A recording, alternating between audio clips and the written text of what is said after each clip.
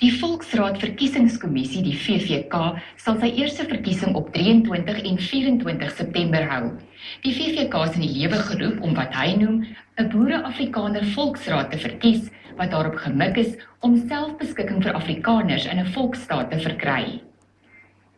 Die VVK sê hy is nie 'n regse ekstremiste groep nie, maar 'n inheemse Afrika-volk wat deur taal en kultuur gebind word en wat streef na vryheid en onafhanklikheid op maatskaplike, politieke, kulturele en ekonomiese gebiede. Hy sê dis nie net die wanadministrasie van die ANC-regering en misdaad wat hulle oor die afgelope 17 jaar verlam het nie, maar ook wetgewing wat teen sy oortuigings indrys.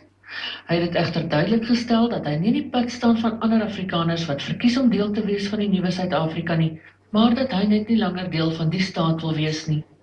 Dit gaan ook oor die feit dat ons norme en waardestelsels, ons lewens- en wêreldbeskouing, ons Christelike kultuur vertrap word deur die wetgewing wat die Suid-Afrikaanse regering uitvaardig. Wette wat abortus wettig, wette wat ons waterregte belas. Die verkiesing sal aan Afrikaners met dieselfde oortuigings uitkoms bied. Kiesers kan vir 19 kandidaate stem, waarvan 7 as verteenwoordigers op die raad sal dien, wat die groep se reg tot selfbeskikking van die regering sal eis.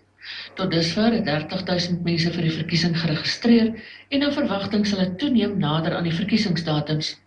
Die politieke belangegroep IDASA sê die VVK het 'n plek en 'n reg om te bestaan, mits dit binne die grondwetlike grense bly. Ons konstitusie het daai reëls baie duidelik getrek vir die demokrasie in Suid-Afrika.